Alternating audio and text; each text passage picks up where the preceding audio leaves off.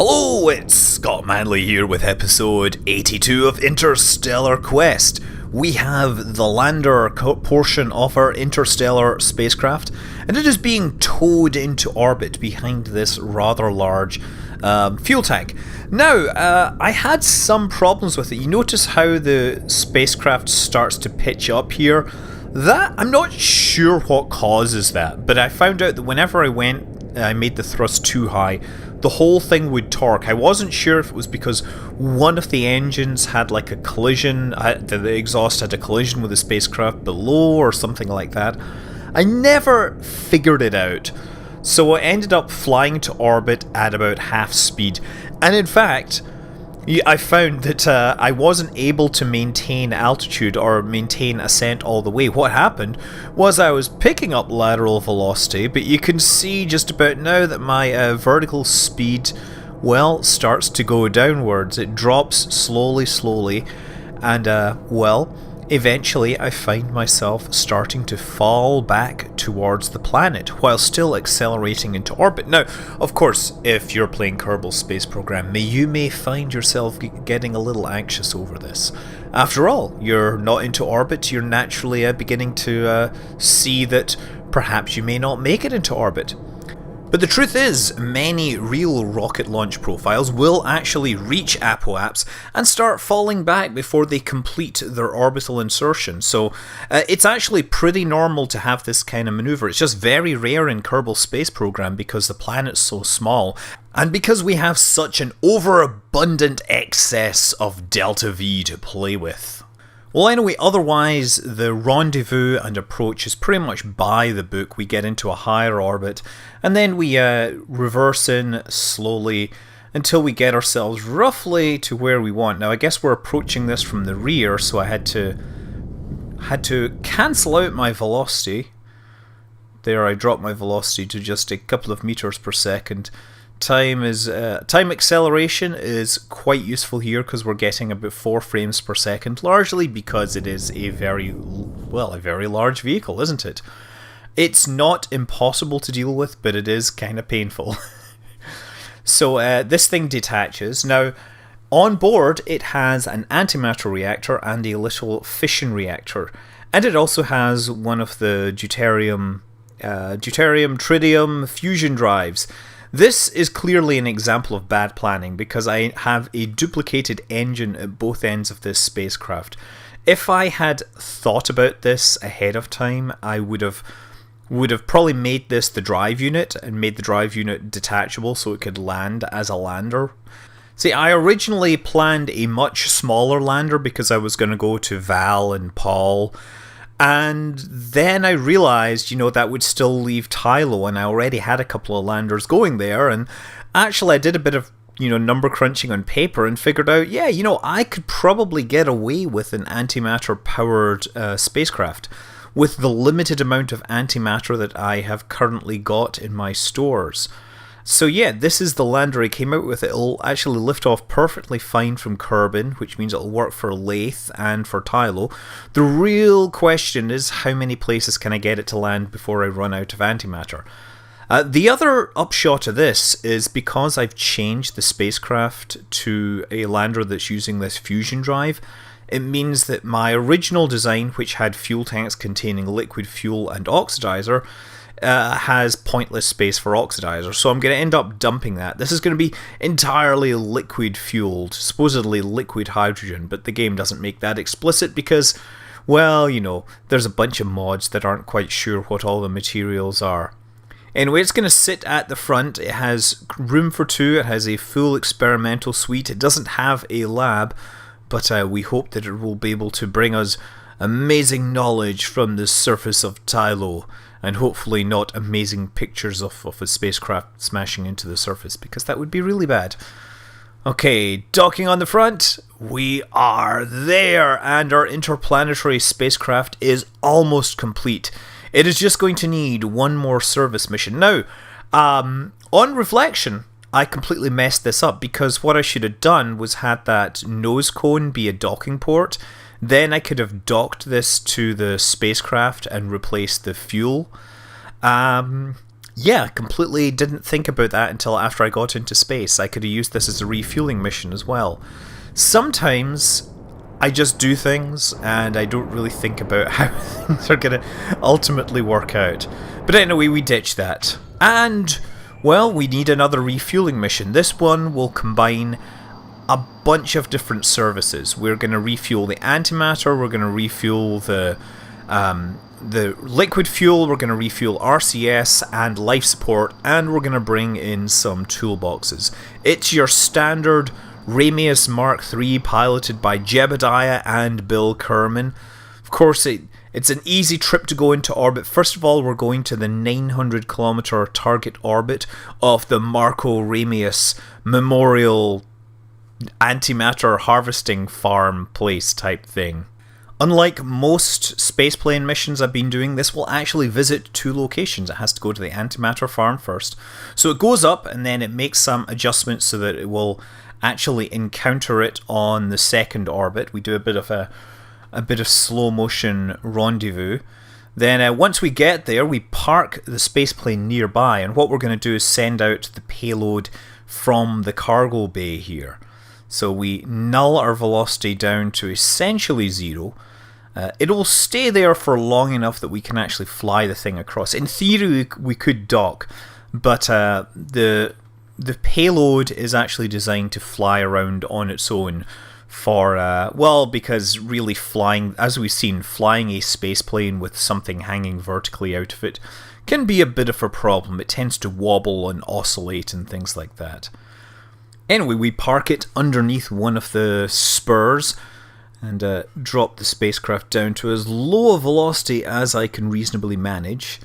Then we bring this out. Now, as soon as we break that docking port, or break that connection, the struts and everything that were holding it in the cargo bay have broken off so that the thing can float freely.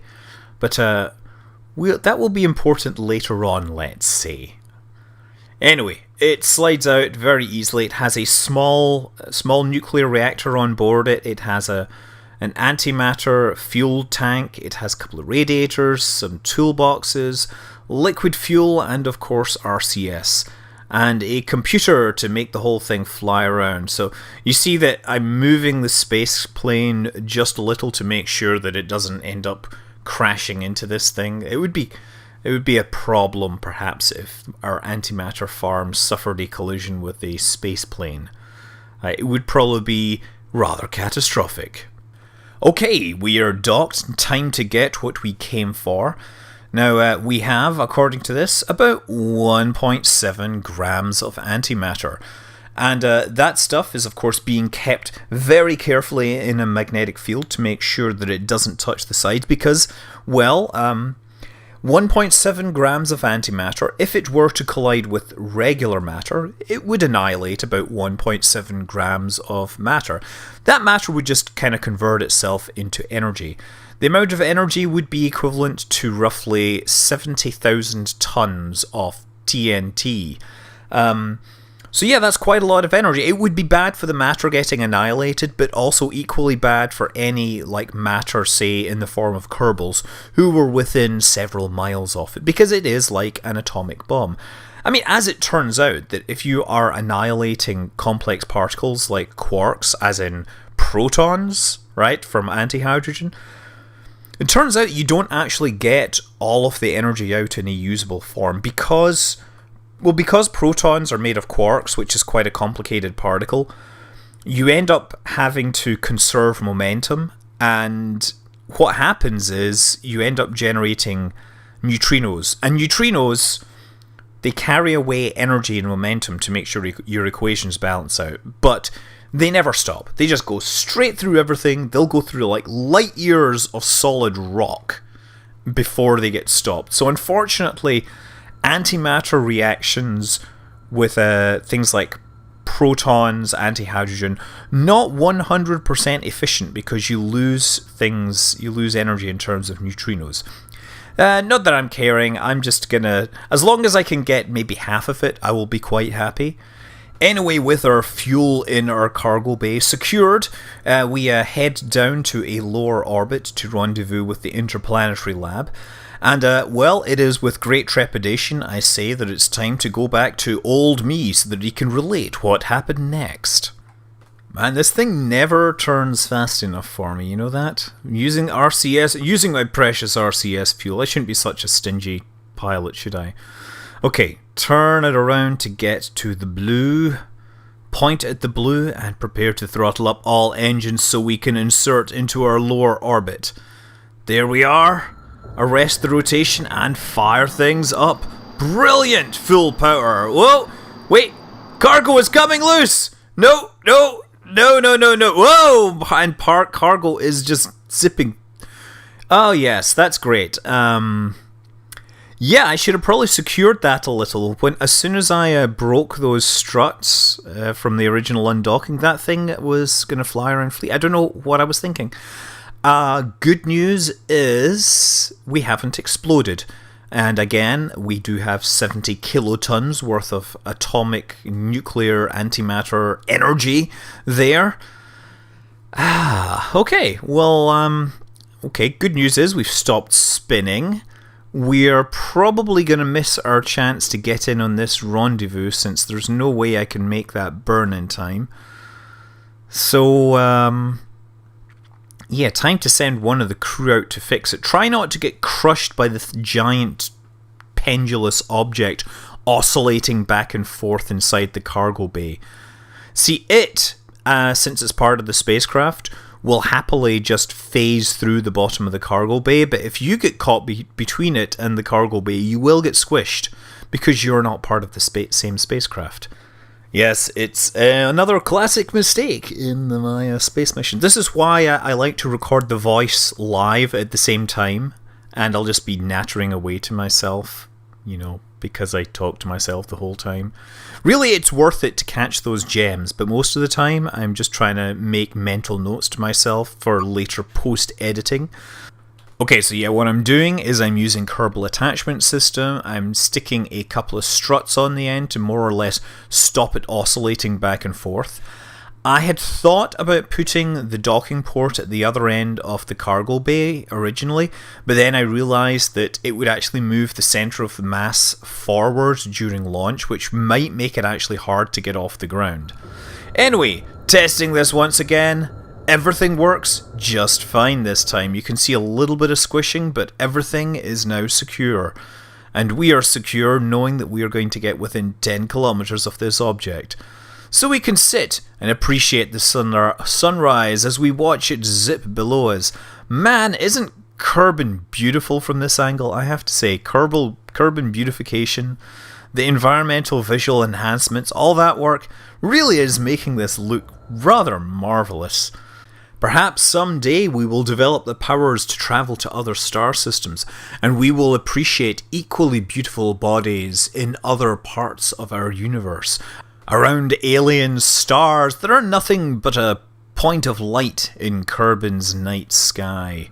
To which Jebediah responds, "Bill, if you keep talking like that, I'm going to take Bob with me instead." Ah, no, we're just kidding. No, we'd make you sit up in the back so you can practice your poetry while Jeb and Bob actually fly the spacecraft. Of course, all this talk is rather premature since we are still about 8,000 science away from actually harnessing this technology. But we are only 350 meters away from the Interplanetary Lab test spacecraft, which will be carrying a crew of brave Kerbinauts out to Jool, I'm guessing, because that's the best place to go with this thing. I'd originally thought that Moho would be a quick place, but if I'm going to go the distance, I'm going to go to Jool with all possible haste, powered by that epic antimatter-induced fusion reactor and a fusion system. We just get fusion all over the place, really. Fusion, fusion, fusion. Not to be confused with fuchsias, because fuchsias are a type of flower and they don't release nearly as much energy as the binding energy of a nucleus. I know there are some great mod developers out there working on life support mods, which will include greenhouses where you can grow plants to generate oxygen and food and all that.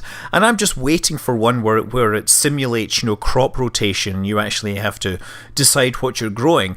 Where it seems that Kerbal Space Program is getting more and more detailed as mod developers find more and more cool things to do, to be honest. Anyway, yeah, we parked ourselves near the spacecraft once again, and of course the fuel tank will be the thing actually making the crossing. It slides out of the cargo bay. The good news is that those struts don't need to be detached manually. They just detach as soon as the docking port goes away.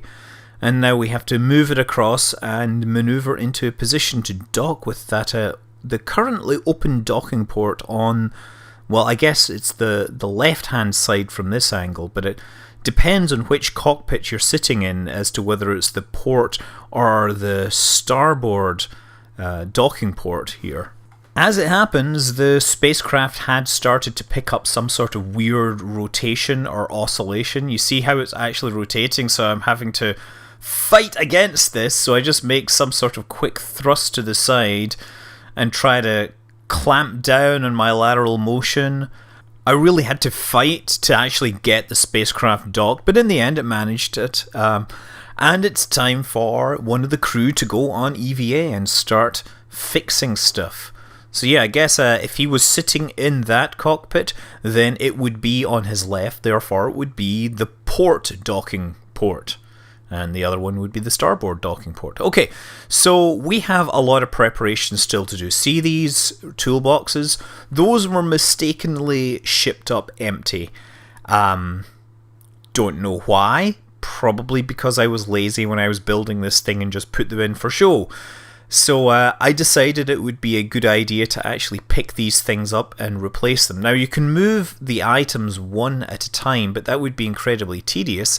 Instead, what I can do is pick up the toolboxes and fly over and replace them one at a time. So the only thing is, to speed things up, I leave one kind of just floating in space, right? So this is an empty one. I kind of more or less fly up. And you can see that there's the nuclear reactor and the life support and stuff sitting in that gap there, right? So I just drop this in space for now, right? And the idea is that leaves one of the things empty. And yeah, also these things phase through each other as well. I'm not sure what's going on there, because since they're technically separate spacecraft. But yeah, just flying in underneath the radiation shield. It's okay because the drive is not active at this time, but once that drive gets active, we're going to have to be extra careful that we don't go flying out and around and get bombarded with neutrons to mess up our Kerbal DNA into DNK or whatever. Okay, so yeah, you just have to fly up with this, and then you right click on that and store it. And of course I had to do that 8 times. And this was all running at a very low frame per second because we have a lot of physics going on and a lot of graphics and everything. At this point, if they ever got hardware assisted or hardware accelerated physics into the game, I might actually change my graphics card to an Nvidia one instead of the AMD I have. I like my AMD because I can do highly accelerated GPU computing, but that isn't supported by PhysX by the sound of things. Anyway, we've moved all of the stuff across, and this is the last one, which, as I said, was just floating around. We'd left it sitting in the sky, so we fly up, pick it up, and now we gotta find a spare slot for it. I guess sitting on top. I didn't bother to align this thing because nobody was going to be scoring me on points. The only people judging me would be the ones in the space plane, and well, actually they are the ones responsible for this. So maybe he would be judging. I don't know. He's probably really excited to be heading off on an actual space mission to deep space. Deeper space than any Kerbal has known before. But before he goes, we have one last rather long and tedious task. You see these been in space for 8 minutes or whatever. Of course, that was running at about a third regular speed, so he's already been in space for 15 minutes. Yeah, I need to start attaching struts everywhere to this thing to make sure the spacecraft actually holds together. So we start by adding some more struts to secure those antimatter harvesters out in the arms, but really we want to strengthen the entire thing. And it's just a case of putting struts everywhere and trying to make sure that the joints are going to be strong, and the spacecraft can actually turn and accelerate and thrust without flexing and falling apart like a wet noodle. That will be a really, really long process, and thankfully I'm not going to make you watch it because we've already seen this, we know how it goes on. I, of course, had to do it manually with no shortcuts before I could actually leave. But yeah, we'll be ready to go in the next episode. Until then, I'm Scott Manley. Fly safe.